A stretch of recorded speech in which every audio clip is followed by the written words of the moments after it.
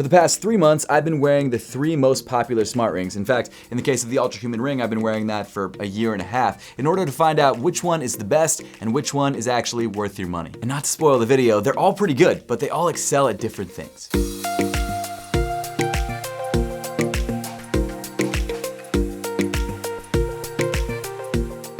To start things off, let me tell you which 3 rings I was testing. The first was the Ultrahuman Air, the ring that I've had for the last year and a half, almost 2 years, and I've been wearing pretty consistently. The second is the Ringconn Gen 2, a pretty amazing little ring that's actually the cheapest of the bunch. And the third is the relatively recently released Oura Ring 4. Actually, I should note that in between writing the script and then actually recording this video, I didn't realize that the Ultrahuman Ring Air is no longer available in the United States. I'm assuming it has something to do with tariffs or importing or something like that. That's just my guess. I'm making an assumption, but either way, it's not available in the US, so kind of frustrating because I spent a while reviewing it, but maybe if you're watching this video and it is available in the United States, this video could be helpful for you. If it never comes back to the US, then we can use it as sort of a baseline or a comparison to measure the other 2 rings that you can buy in the US. But jumping back into it, let's start things off with pricing, which I guess when it comes to the Ultrahuman Ring Air doesn't matter that much. That being said, when it was available, it cost a retail price of $349 with no subscription. A subscription is available, you can upgrade, but you don't need one. Next up is the Ringconn Gen 2. Now this is the most budget-friendly ring of the bunch. It comes in at a retail price of $299, and they've recently released the Ringconn Gen 2 Air, which is a smaller, lighter weight version, which I believe does feature less features. However, it comes in at a cheaper price of $199. And finally, we get to the Oura Ring 4. Now this is the most premium ring that you can get. It comes in at a starting price of $349. If you decide to upgrade to like the gold or the silver version, $499. If you want something kind of in the middle, I think the titanium version, it's $399. And then, of course, you've got a subscription. The Oura Ring subscription comes in at $599 a month or $69.99 per year. It's not cheap, and it kind of sucks that you are kind of required to get the subscription after paying minimum $349, but the app is pretty good. We'll talk about that in a little bit. And honestly, if you're looking for like the top of the line option,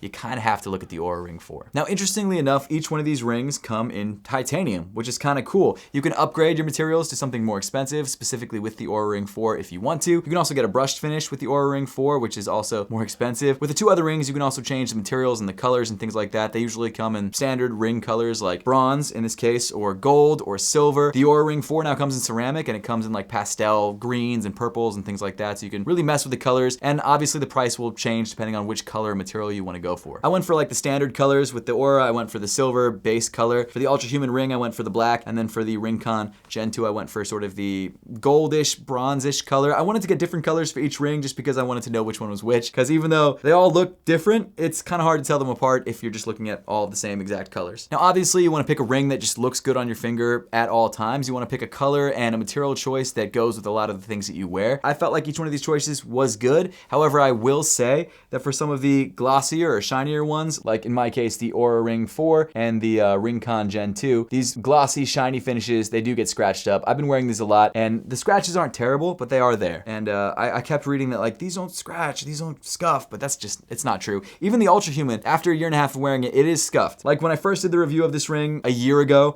after only having it for like 6 months, it wasn't very scuffed at all, and it honestly takes a while to scuff. And actually right now I'm wiping off a lot of the scuffs, but it still scuffs a little bit. These finishes at least do scuff more, so keep that in mind if you're grabbing one of these rings. And from what I can tell, you can't really polish them up like a regular ring, so another thing to keep in mind. I mean, these health trackers are literally living on your hands, the things that get the most wear, probably, of your entire body, so expect them to also show a little bit of wear. Now, something else to keep in mind when you're buying a smart ring is how it actually feels on your finger and the sizing. Now, for each one of these rings, you have the option to buy a sizing kit, or I guess have a sizing kit shipped out to you. Absolutely recommend doing that because you want to make sure that the ring that you're grabbing is the correct size for you. I would also suggest going down ever so slightly to a slightly smaller size if you can, because with the expansion and contraction of your fingers in different temperatures, they can feel loose. And I will say for my Ultrahuman Ring, it does feel loose quite often. And the same thing can be said for the Oura Ring as well. They do slip off here and there. For me, at least, a lot to get them to slip off, but they can slip off. So make sure that you're getting the right size for you. And something else to keep in mind is that the ring sizes for each one of these rings is technically different. It's not like the actual ring size that you have for like your wedding band or something like that. It's their own specific ring size. And while it might seem like it correlates a little bit, it's different. Like I have a different size ring in each one of these rings. And I'll be honest, I don't think my finger sizes are that different. Keep that in mind. Definitely get the ring sizing kit. You don't want to spend like $350 to $400 or even $500 in the case of the Oura Ring 4 on a ring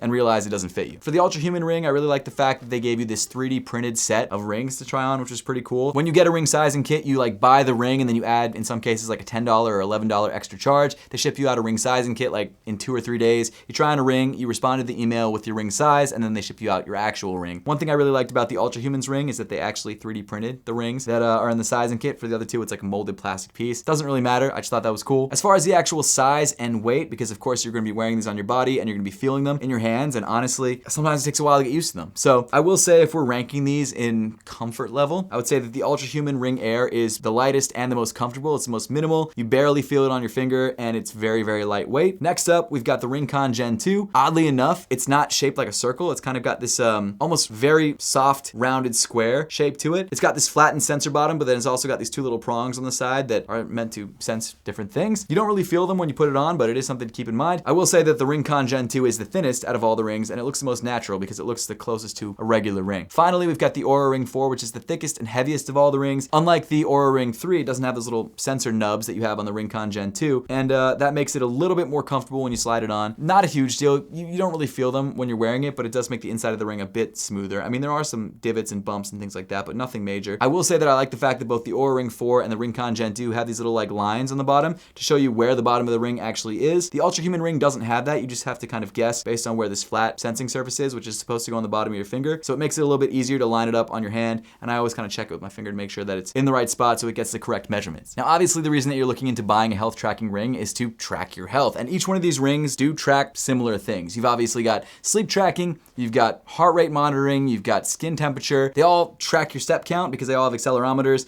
I will say that they're relatively inconsistent, and if you're actually trying to track your step count, you should probably get a watch. I think those are honestly a better option in a lot of cases. I will say that all of these rings I did track against both my Pulse wearable for sleeping and also my Apple Watch Ultra 3, and before that the Ultra 2, because I actually was doing this test before the Ultra 3 came out. And generally across the board, while the step counts were okay, they did vary by a couple hundred steps from ring to ring, and also compared to my watch and my phone and my other health trackers, the watch was consistently the one that seemed like it was the most on track and the most correct. Now, this is where things get kind of interesting, and this is where I think you should consider getting a smart watch over a smart ring if you're looking into activity tracking. The reason being because while these can track activity and while these can track exercises, they're not super consistent and they're not always on point. When compared to something like the Apple Watch, generally across the board, they don't give you as much information as a smartwatch would when it comes to running or exercising or weightlifting or something like that. Additionally, if you are weightlifting, I would suggest taking these off because these get scratched up very, very easily, and doing things like playing basketball or any sort of contact sport that requires you to be touching things a lot, it's not only gonna scratch up and damage your rings, but also it makes the feel of whatever you're doing kind of weird. Like, it doesn't feel like a wedding ring. Even when I'm wearing a wedding ring playing basketball, which I try not to do, but I don't really feel the ring on the ball, whereas these are so bulky and big, you feel it when you're bouncing the basketball. When you're lifting weights, you feel it. You like really do, and then they scratch against the bar and it's like, oh, it just sucks. Personally, I don't wear these when I'm exercising at all. Not even when I'm running, because my fingers expand when I'm running and they just get a little uncomfortable and I kind of have to pull them off and like wipe off the sweat from my finger. It's just, I know that they're marketed as health tracking rings and as activity tracking rings, and yes, they can do that. I really think if you're gonna do that, you should be getting a smartwatch. Now, in my opinion, where smart rings shine is actually sleep tracking, and that's why I originally bought my first smart ring, because I wanted to track my sleep. And what's great about this form factor, and an advantage that this form factor has over something like an Apple Watch, is that it's so much more comfortable to wear while you're sleeping. My Apple Watch is constantly getting stuck on pillows and blankets. These just kind of stay around your finger. They don't get caught in anything. So like I'm a stomach sleeper, so I like to put my hands underneath my pillow and stomach sleep like this. I never have any trouble with them sliding off or them getting caught on anything. Whenever I wear like a fitness wearable or a sleep tracking wearable that's on my wrist, it gets caught on things, it's less comfortable, it can feel tight at times. I'm not a huge fan of that. The ring, I think, is the way to go if you're trying to sleep track. And that's where I did most of my tracking on these smart rings. I literally wore these, plus the Pulse wearable, plus my Apple Watch Gen 2 and 3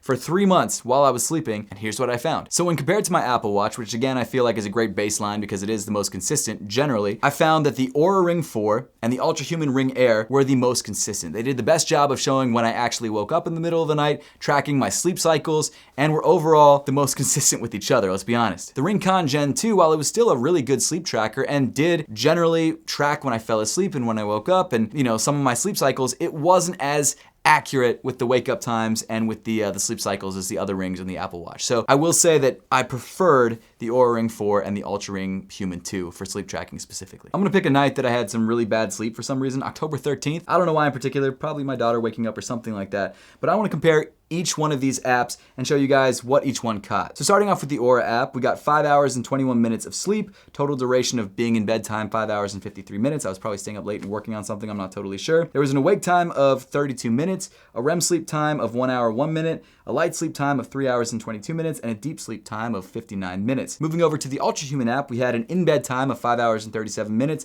an awake time of 10 minutes, which is pretty different actually than the Oura app. We had a REM sleep of 1 hour and 49 minutes, light sleep of 2 hours and 52 minutes, and then a deep sleep of 47 minutes total. According to the Ultrahuman Ring, I was in bed for 5 hours and 48 minutes. I had a sleep time of 5 hours and 18 minutes, and then I had an awake time of 18 minutes, a REM sleep of 40 minutes, light sleep of 3 hours and 38 minutes, and then a deep sleep of 1 hour. And then finally, moving over to my Apple Watch, my time in bed was 5 hours and 54 minutes, my sleep time was 5 hours and 43 minutes, my awake time was 11 minutes, my REM sleep was 1 hour and 32 minutes, my core sleep, which I'm assuming is my light sleep, was 3 hours and 43 minutes, and then my deep sleep was 28 minutes. So if you look at all of these, they're all kind of like a smattering of what my actual sleep was. However, when you compare a couple different days, you'll notice that generally across the board, while they're all close, and while they all differ in a lot of different things, like we saw the Ultrahuman and the Oura differ pretty widely. In fact, the Oura actually was the most different when it comes to awake time versus the other rings and Apple Watch. Generally, the ones that I found to be the most consistent outside the Apple Watch was the Oura Ring 4 and the Ultrahuman. If I had to rank them from like 1 to 3, I would say, I guess I would call it generally a tie between the Oura and the Ultrahuman, and then third place comes the Ringconn, maybe even the Ultrahuman being number 1. But overall, they're all pretty similar and they're all very usable. Now, obviously, each one of these rings comes with a lot of different features. They do things like tracking your heart rate, which is really important. They do things like your blood oxygen saturation. Now, one thing that the Ringconn does that none of the other rings do is actually sleep apnea detection, which is really cool. And according to some studies, it actually is pretty accurate with that, which is really rad. Actually, speaking of studies, apparently there was a study done comparing consumer devices versus clinical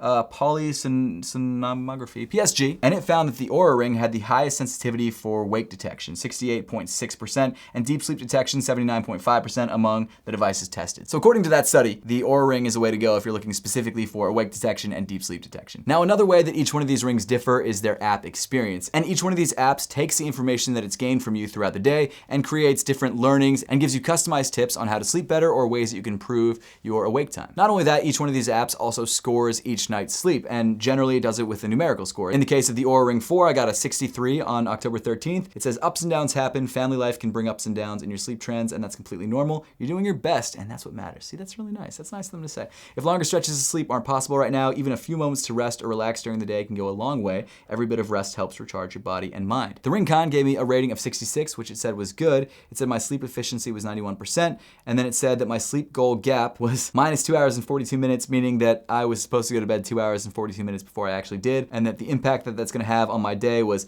lack of sleep impairs ability to do things, resulting in poor concentration, slow reactions, and has a negative impact on memory and learning. And then suggestions it has are going to bed and waking up at the same time each day helps establish your biological clock and reduces discrepancies in your sleep goal. The Ultrahuman gave me a rating of 59, which is the worst so far, and then it says you ideally need more sleep hours for optimal brain and immune system function. Typically more than 4 sleep cycles are required to achieve optimal recovery. Now, one thing I like about each one of these apps is that visually they're all really interesting to look at, and they all have this sort of gamification feature. For example, Ringconn gives you badges if you do certain things. The last one I got, or I think maybe not even the last one I got, but one that I got recently was using it for 50 days or more. Ultrahuman has this really nice color-coded way of showing you what you're doing well in and what you're not. For example, on October 13th, I did bad in everything, but on October 12th, my dynamic recovery was really good, which is nice. When it comes to the Oura Ring, I would say that their app is definitely the most visually pleasing. I really like it a lot. They've got this nice little landscape outside. I didn't wear these to sleep last night, so that's why it doesn't have any sleep tracking for last night, but there you go. The vital score section on the Oura app is pretty similar to what you saw on the Ultrahuman app. It gives you readiness scores, sleep scores, daytime heart rate, daytime stress,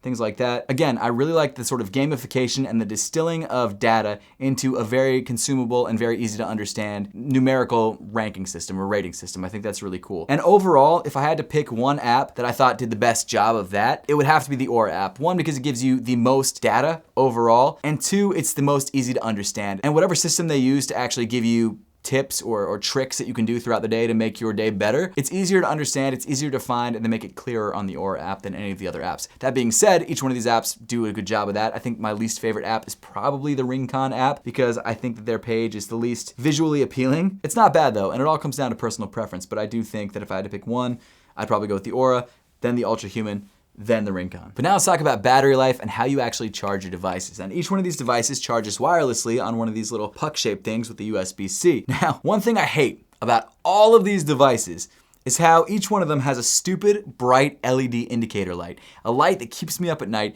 every night, and I have to unplug these things. And while, no, I'm not charging these devices at night, each one of them still lights up when there's no ring on them, which is so frustrating. I mean, if I was working at one of these companies, I would assume that people are charging this in their room, probably on their nightstand next to their bed. So an LED indicator that's pretty bright on each one of these would be annoying. In terms of build quality, the Oura Ring 4 has the nicest one. It's this metal puck. It's the heaviest one as well, so if you're using a less flexible USB cable, one that might actually lift it off of the table, this one does the best job of kind of staying down, although it does sometimes get lifted off if I use a pretty stiff USB cable. The Ultrahumans one is fine. I believe the top is some kind of metal, but it does feel a little plasticky. And then the Ringconn's is probably my second favorite. It's got this metal ring around the outside, but then the top is sort of this like, actually not bad soft touch plastic. Each one of them has a different way of actually making sure that your ring is the right orientation on them, and you kind of have to spin them around until you get it, which is one thing I've noticed with each one of these. They're all fine, and you learn the little quirks and the ways of getting it on the charger. I will say that the Ringconn is the most obvious because it's got these two little prongs that line up with the prongs on the actual ring itself. To be fair though, on the Oura Ring, they do give you this LED indicator that lines up with the line on the bottom of the ring, so you should know that you can just kind of put it down like that. But